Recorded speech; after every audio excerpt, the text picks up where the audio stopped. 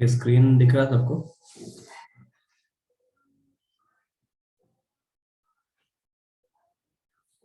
Screen सबको दिख रहा है ना? ठीक है।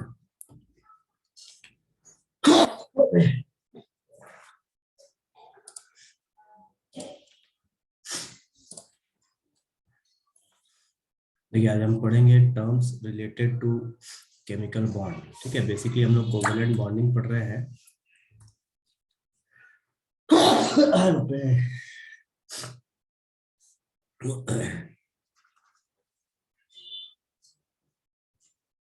Terms related to chemical bond. ठीक है, अभी देखो यहाँ पे मैं OS लिख रहा हूँ आउट ऑफ सिलेबस। ठीक, ये जो टॉपिक है ये आपके सिलेबस का नहीं है, लेकिन ये जनरल टॉपिक है जो हमको पता होना चाहिए। ठीक है, इसलिए पता होना चाहिए क्योंकि इसके बाद का जो भी हम थ्योरी वगैरह पढ़ेंगे तो उस टॉपिक में इसी का यूज है। ठीक है, हालांकि ये बहुत सिंपल टॉपिक है, इसीलिए इसे यहाँ से हटा दिया गया है। और इसका बहुत ऐसी चीजें हैं जो आपने एटॉमिक स्ट्रक्चर में भी पढ़ा है। ठीक है, हाँ प्रीति, सर्दी थोड़ा सा हो गया है, ठंडा थोड़ा हवा चल रहा है इसलिए। ठीक है, अब देखो सबसे पहला कौन एंटर कर रहा है अभी? आशीष और खुशी।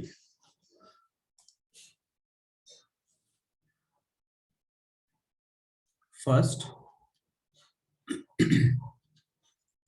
Bond energy. निरंजन अपने स्क्रीन पे मत लिखो। और बॉन्ड एंथैल्पी। देखो ये मैंने आपको सेकेंड चैप्टर में भी पढ़ाया है, बॉन्ड एनर्जी चाहे तो बॉन्ड एंथैल्पी। कौन बता सकता है क्या होता है ये? किसको पता है, कौन बताएगा कि बॉन्ड एनर्जी क्या होता है या बॉन्ड एंथैल्पी क्या होता है? देखें फटाफट, देखिए कौन जवाब दे सकता है।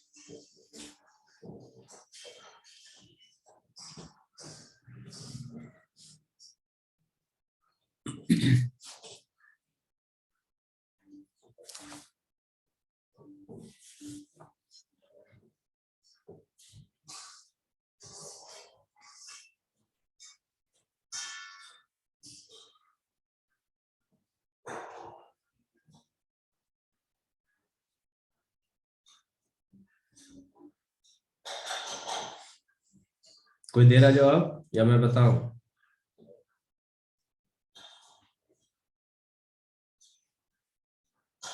चलो मैं भी बोल रहा हूँ। देखिए बॉन्ड एनर्जी या बॉन्ड एंथैल्पी, अच्छा किसने दिया? अच्छा नहीं पता। अब एक चीज देखो, सिंपल सा एग्जांपल। एग्जाम्पल क्या है तो मान लीजिए हमने कोल को लिया और इसको हवा में हम इसको कोयले को जला रहे हैं। ठीक है, अब कोल क्या है हमारा? कोल है कार्बन। तो रिएक्शन कैसे लिखेंगे? C+O2। ये हमको क्या देगा? CO2। ठीक है, कार्बन को जब हम हवा के प्रेजेंस में जलाएंगे तो हमको मिलेगा CO2। निरंजन अपने स्क्रीन पे मत लिखो, कितनी बार बोल रहे सबको? मिटाओ उसको, जो स्क्रीन पे लिखे हो उसको मैं डिलीट करो वहां से।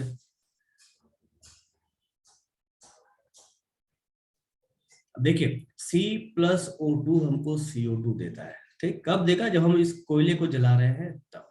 अब आप देखिए कि कोयला क्या है आपका? कोयला यहाँ पे जो है ये सॉलिड है और हमको CO2 क्या मिल रहा है? CO2 हमको गैस के रूप में मिल रहा है। ठीक है, तो इस जगह पे हमको क्या है? ठीक है कोई बात नहीं, लेकिन सबको बोल दे रहे अपने स्क्रीन पे मत लिखिए कुछ भी। ठीक है, आप लिखते हो तो यहाँ वीडियो में भी वो लिखाता है।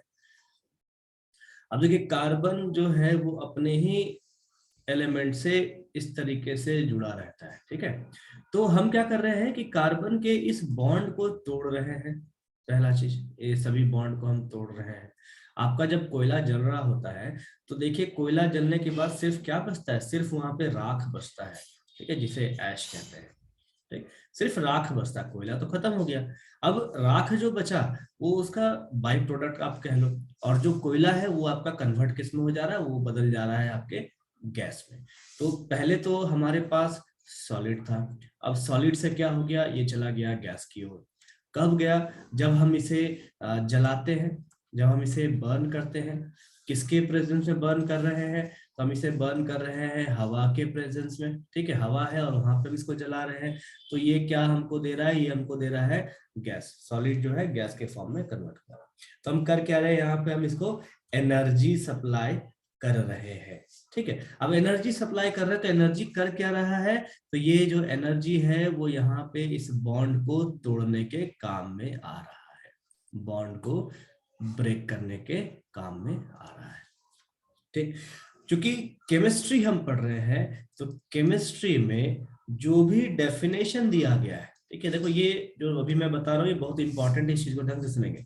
केमिस्ट्री में जो भी डेफिनेशन, चाहे वो किसी भी चीज का डेफिनेशन क्यों ना हो, हर डेफिनेशन एक मोल के लिए डिफाइन किया गया है, ठीक है, एक मोल के लिए डेफिनेशन दिया गया है हर एक डेफिनेशन। तो जब एक मोल के लिए डिफाइन किया गया है तो जाहिर सी बात है हम यहाँ पे जो रिएक्शन लिखेंगे वो किसके लिए लिखेंगे, एक मोल के लिए लिखेंगे, ठीक। जब एक मोल के लिए लिखेंगे तो जाहिर सी बात है हम यहाँ पे जो एनर्जी सप्लाई करेंगे ये किसके लिए करेंगे, एक मोल के लिए करेंगे, ठीक है। मतलब जितना भी केमिस्ट्री में रिएक्शन चलेगा, हर रिएक्शन में जो भी एनर्जी मिलेगा या दिया जाएगा, हर कुछ एक मोल के लिए ही दिया जाएगा। तो यहाँ पे जो टॉपिक है बॉन्ड एंथैल्पी या जो बॉन्ड एनर्जी है, ये भी एक मोल के लिए ही डिफाइन किया गया है, ठीक है। तो डेफिनेशन कैसे लिखेंगे, the amount of energy required to break 1 mole of bonds of same kind so as to separate the bonded atoms in the gaseous state is known as bond energy or bond enthalpy, ठीक है।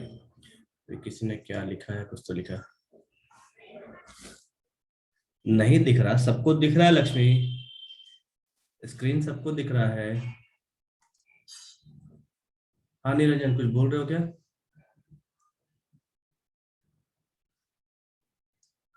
Lakshmi screen सबको दिख रहा है।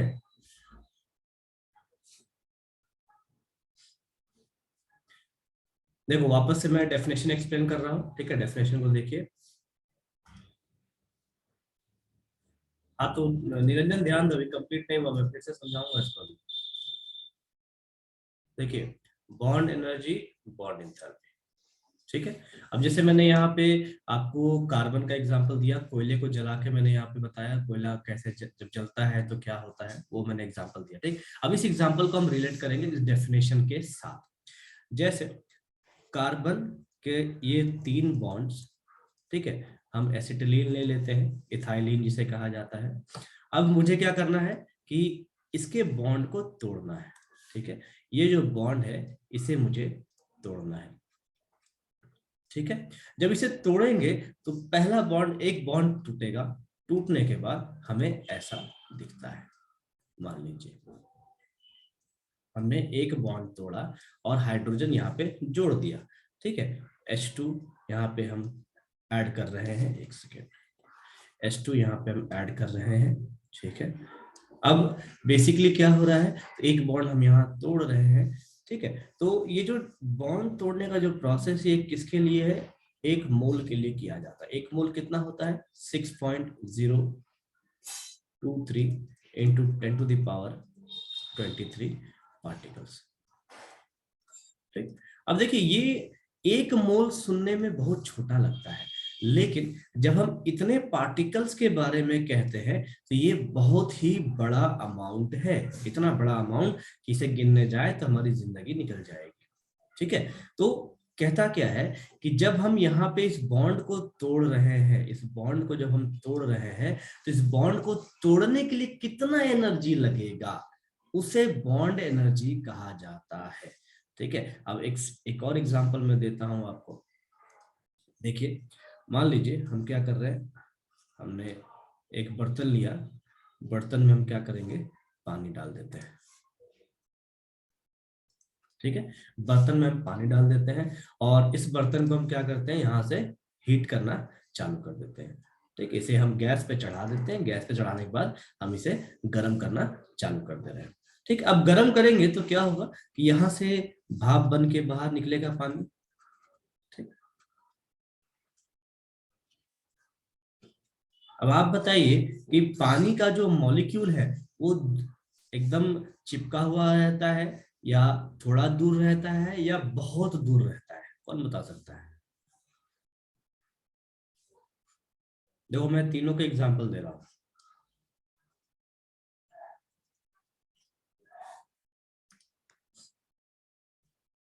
मैं तीनों का example दे रहा हूँ, 3 एग्जांपल दे रहा हूँ, आप बताओगे पानी का मॉलिक्यूल किसका है।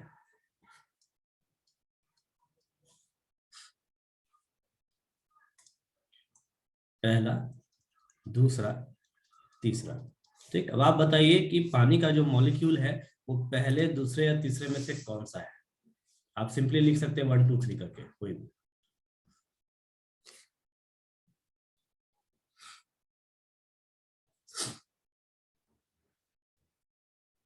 सेकंड नंबर, जिन्होंने 1 लिखा है, 1 नहीं, ये आपका सॉलिड का है, सॉलिड ऐसा होता है, ये आपका लिक्विड ऐसा होता है और ये आपका गैस ऐसा होता है, ठीक है। अब देखिए, हाँ ठीक है। अब देखिए यहाँ पे कि इस जगह पे हमने पानी को हीट दिया, ठीक है, पानी को हमने गैस पे चढ़ाया, तो पानी क्या है, लिक्विड से गैस के रूप, गैस में कन्वर्ट हो जा रहा है, ठीक है। लिक्विड से आपका वो गैस में कन्वर्ट हो रहा है। तो ये जो गैस है ये किस स्ट्रक्चर को दिखाएगा, ये तीसरे स्ट्रक्चर को दिखाएगा, तीसरे मॉलिक्यूल को रिप्रेजेंट करेगा। और जो ये पानी है, ये जो लिक्विड है, ये आपको किसको दिखाएगा, सेकंड वाले को दिखाएगा, ठीक। अब यहाँ पे आप देखिए कि लिक्विड से गैस में कन्वर्ट हुआ, कब हुआ, जब हमने इसको गैस पे चढ़ाया है तब, ठीक है, जब हमने इसको हीट सप्लाई किया है तब। तो ये जो हीट है ये है क्या, ये एक तरह का एनर्जी है, ठीक है। एनर्जी है, मतलब कि ये जो दोनों के बीच में, पानी के बीच का जो यहाँ पे बॉन्ड है, इस बॉन्ड को यहाँ पे ब्रेक किया गया है, तोड़ा गया है। ये जो रिश्ता है दो मॉलिक्यूल के बीच का, ठीक है, एक सीरियल आता था ना, ये रिश्ता क्या कहलाता है, ठीक है। ये रिश्ता जो है मॉलिक्यूल का, इस रिश्ते को यहाँ पे तोड़ दिया गया है। और तोड़ने के बाद कैसा बना दिया गया है, हम पहले कैसा था, हम साथ साथ है, अब है हम आपके हैं कौन वाला हिसाब किताब, ठीक है। तो यहाँ पे आप कह सकते हो कि ये हम साथ साथ वाला है और यहाँ पे क्या है, हम आपके हैं कौन, ठीक। तो ये कब हुआ, जब यहाँ पे इसको एनर्जी दिया गया तब हुआ। तो इसी एनर्जी को कहा जाता है बॉन्ड इंथैल्पी या फिर बॉन्ड एनर्जी, ठीक है। इसी को कहा जाता है बॉन्ड एंथैल्पी या बॉन्ड एनर्जी। बॉन्ड को तोड़ने के लिए, एक रिश्ते को तोड़ने के लिए जितना एनर्जी लगता है उसे हम बॉन्ड एंथैल्पी चाहे बॉन्ड एनर्जी कहेंगे। तो देखिए मैं वापस से डेफिनेशन पे आता हूं। डेफिनेशन क्या कहता है कि the amount of energy required to break 1 mole of bonds of same kind so as to separate the bonded atoms. यहाँ पे देखिए कार्बन है, ये कार्बन है, इन दोनों के बीच का जो ये बॉन्ड है, इसको तोड़ने के लिए जो एनर्जी लग रहा है, ठीक है, उसी को क्या कह रहे हैं हम, बॉन्ड एनर्जी कह रहे हैं, ताकि ये जो दोनों कार्बन है दोनों को तोड़ के थोड़ा अलग किया जा सके। तो देखो यहाँ पे क्या है, हमने हाइड्रोजन को ऐड करने के लिए यहाँ पे एनर्जी दिया, ठीक है। अब जरूरी नहीं कि सिर्फ इसको तोड़ के अलग कर दिया जाए, एक बॉन्ड टूट रहा है या 2 बॉन्ड टूट रहा है या तीनों बॉन्ड टूट रहे हैं, तो हम उस वहां पे जो भी एनर्जी सप्लाई करेंगे उसे हम बॉन्ड एनर्जी कहेंगे। अभी क्लियर है आप लोग को? निरंजन क्लियर है अभी? ठीक है।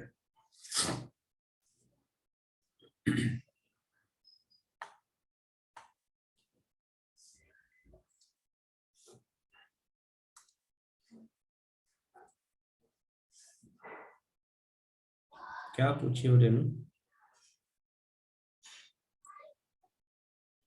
हाँ, आप बॉन्ड जितना भी तोड़ोगे, देखो आप कोई भी बॉन्ड तोड़ लीजिए। एक एग्जांपल और देख लो, अगर आप बर्फ ले लो, फ्रिज से आप बर्फ बर्फ निकाल लीजिए, और बर्फ निकालने के बाद क्या है कि आप उसे चढ़ा दो, सीधा बर्तन में लो और चढ़ा दो गैस के ऊपर, तो अभी तो बर्फ आपका सॉलिड है, ठीक है।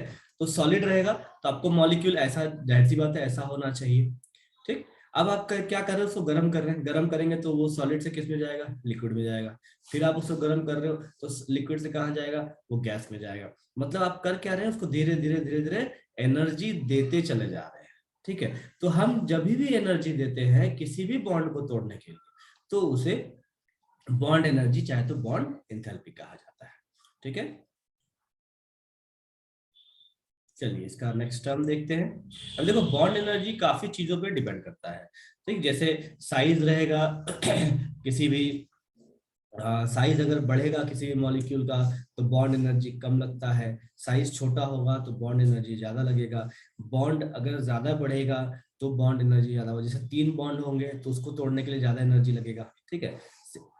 तो इस तरीके से सारा कुछ डिपेंड करता है। लोन पेयर्स अगर ज्यादा होंगे तो बॉन्ड एनर्जी कम लगता है, ठीक। देन नेक्स्ट है आपका बॉन्ड लेंथ। सेकेंड टर्म जो हम पढ़ेंगे वो है हमारा बॉन्ड लेंथ। देखो ये सभी सिंपल सिंपल चीजें हैं, ठीक है, इसीलिए इसे सिलेबस में नहीं दिया गया है। बॉन्ड लेंथ का मतलब क्या है कि किसी भी बॉन्ड की क्या लंबाई होती है उसे कहा जाता है। जैसे मान लीजिए 2 एटम है, ये एक एटम और ये आपका दूसरा एटम, ठीक है। इसका ये सेंटर और इसका ये सेंटर।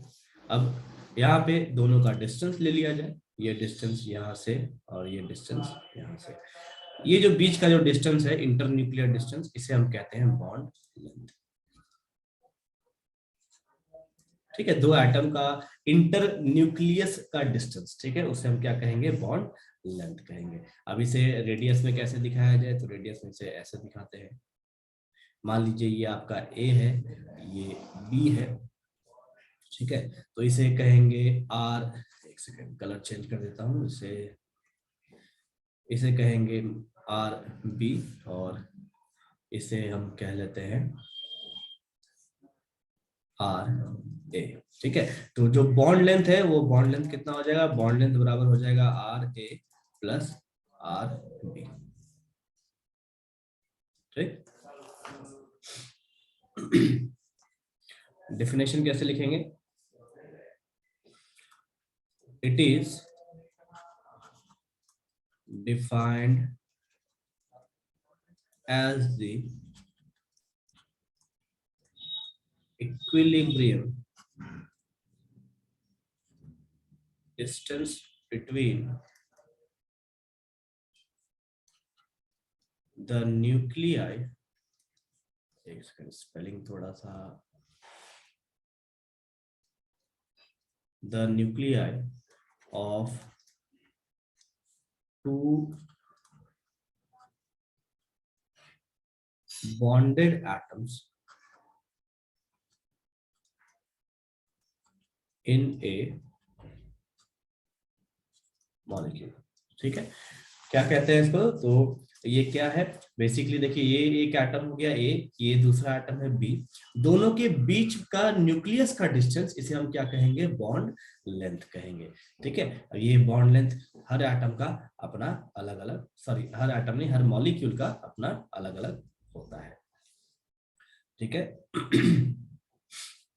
जैसे जैसे साइज बढ़ेगा वैसे वैसे बॉन्ड लेंथ बढ़ेगा, जैसे जैसे साइज घटेगा वैसे वैसे बॉन्ड लेंथ भी घटेगा। ठीक है, जैसे जैसे बॉन्ड की संख्या बढ़ेगी वैसे वैसे बॉन्ड लेंथ भी घटेगा। तो कैसे लिखेंगे, कैसे समझें इसको, तो उसमें सबसे पहला point, as the size increases the bond length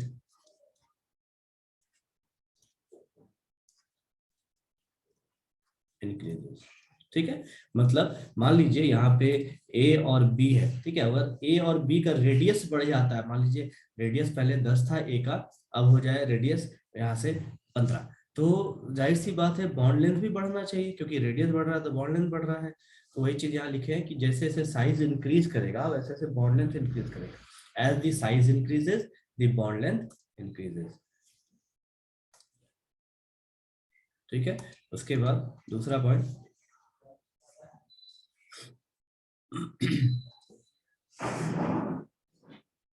bond length decreases as the multiplicity of bonds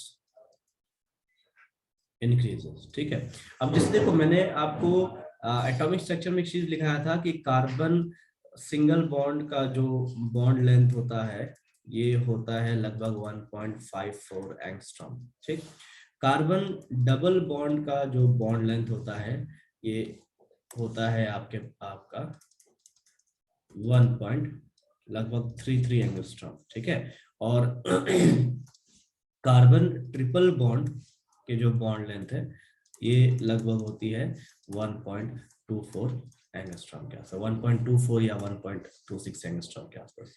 ठीक है, हाँ प्रीति वो रेंज है उसका। ठीक है, अब देखिए तो यहाँ पे आप देख सकते हो कि जो बॉन्ड लेंथ है, ये बॉन्ड लेंथ सबसे ज्यादा यहाँ पे है, ये मैक्सिमम है 1.26 लिखाया था मैंने ना, चलो इसे 1.26 कर चलो। ठीक है, ये मैक्सिमम है, ये मिडिल में आप कह लो, और ये मिनिमम है। ठीक है, अब देखिए मैंने क्या लिखा है आपको यहाँ पर, एक मिनट, सेकंड पॉइंट ही समझा रहे हैं। सेकंड पॉइंट मैंने यहाँ पे क्या लिखा है, ये आपका फर्स्ट पॉइंट है, ये आपका सेकंड पॉइंट है। सेकंड पॉइंट क्या लिखा है कि bond length decreases as the multiplicity of bond increases. Multiplicity का मतलब क्या है कि एक एक करके बॉन्ड बढ़ाना। जैसे यहाँ पे देखो पहले सिंगल बॉन्ड है, फिर हमने क्या किया, इस सिंगल बॉन्ड के साथ एक बॉन्ड बढ़ाया तो यहाँ बन गया डबल बॉन्ड, डबल बॉन्ड के साथ एक और बॉन्ड बढ़ा दिए तो बन गया ट्रिपल बॉन्ड। इसी को कहा जाता है मल्टीप्लिसिटी। मल्टीप्लिसिटी मतलब होता है मल्टीप्लाई होना, ठीक है, गुणनफल। तो बेसिकली यहाँ गुणनफल किसका है, तो एक एक बॉन्ड का गुणनफल यहाँ पर हमको देखने को मिल रहा है, एक एक बॉन्ड यहाँ पे जुड़ रहे हैं। ठीक है, तो मल्टीप्लिसिटी यहाँ पे बेसिकली क्या है, एक एक बॉन्ड का जोड़ना। जैसे जैसे बॉन्ड जुड़ रहा है वैसे वैसे आपका बॉन्ड का जो लेंथ है वो लेंथ घट रहा है। ठीक है, इसीलिए यहां लिखे हैं bond length decreases as the multiplicity of bond increases. ठीक है, तो बॉन्ड लेंथ जो है इस पे ज्यादा डिपेंड करता है। क्लियर है अभी सेकंड पॉइंट?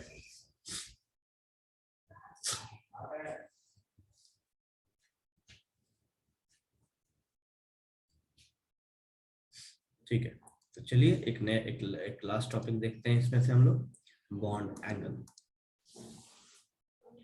तीसरा है बॉन्ड एंगल। ठीक है,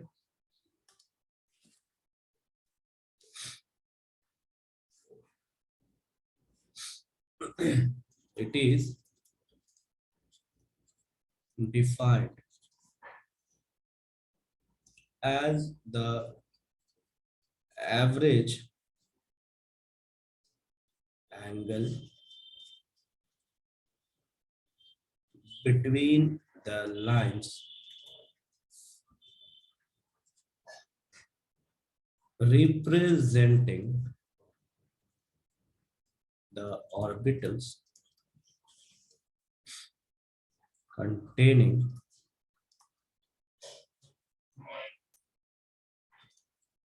the bonding electrons. ठीक है? Then it is expressed in degree, minute, second. Example,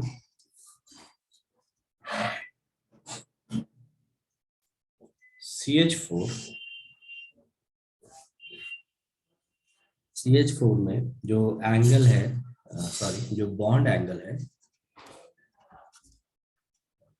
bond angle is equals to 109 degree 28 minutes. यही NH3 में अगर हम देखें तो NH3 में लगभग 107.3 डिग्री होता है, और अगर हम वाटर मॉलिक्यूल में देखें H2O में तो इसमें लगभग आपको 104.5 डिग्री देखने को मिलेगा। ठीक है, अब बॉन्ड एंगल कैसे लिखते हैं, तो चलिए तीनों को एक एक करके देख लिया जाए। ठीक है, बहुत सिंपल है। जैसे ये कार्बन, इसके ऊपर हाइड्रोजन, इधर हाइड्रोजन, उसके बाद इधर हाइड्रोजन और ये हाइड्रोजन। देखिए CH4 टेट्राहेड्रल स्ट्रक्चर बनाता है, तो ये जो दोनों है लाइंस, ये दोनों लाइंस है क्या, ये बॉन्ड दिखा रहा है कार्बन और हाइड्रोजन के बीच का बॉन्ड। इसे ही बॉन्ड एंगल कहा गया है, इसे ही नापा जाता है और देखा जाता है कि ये कितना है।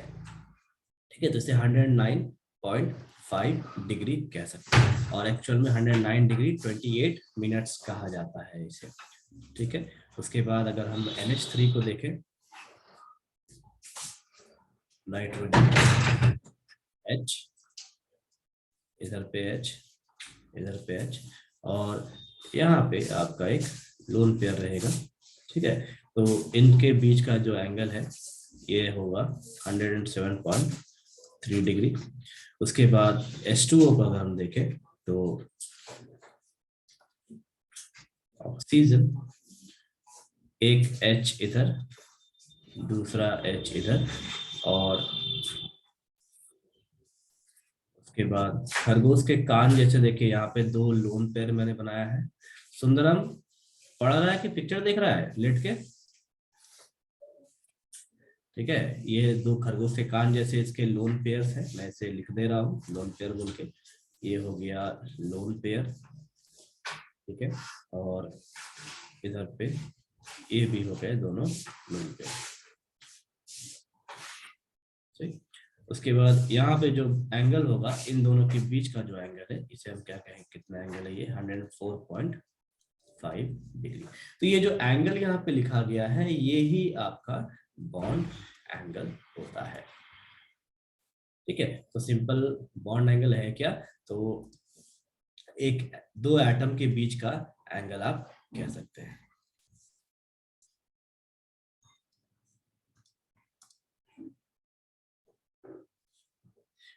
डेफिनेशन देखो समझ में नहीं आया। डेफिनेशन क्या कहता है कि it is defined as the average angle between the lines. Lines कहने का मतलब ये वाला लाइन, ये एक लाइन और ये दूसरा लाइन। ठीक है, अब ये दोनों लाइन है क्या, तो ये ऑर्बिटल्स हैं, और इलेक्ट्रॉन जो जुड़ रहा है, कार्बन का एक इलेक्ट्रॉन और हाइड्रोजन का एक इलेक्ट्रॉन जो यहाँ पे मिलके बॉन्ड बना रहा है, ये बेसिकली ऑर्बिटल्स ही तो है।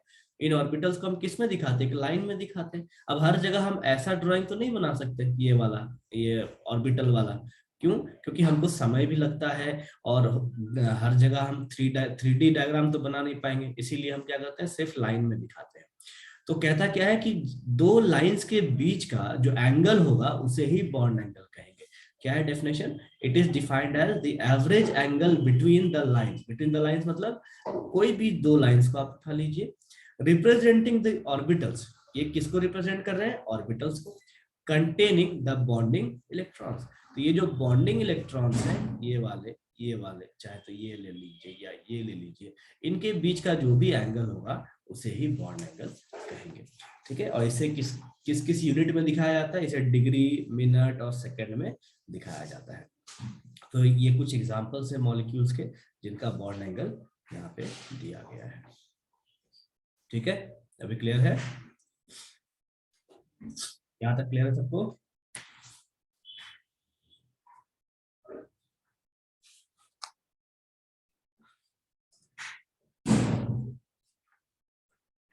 चलिए ठीक है, तो आज का टॉपिक यहीं पे रखते हैं और इसे मैं क्लास के बाद ग्रुप में डाल दूंगा, अपना नोट्स में लिख लेंगे।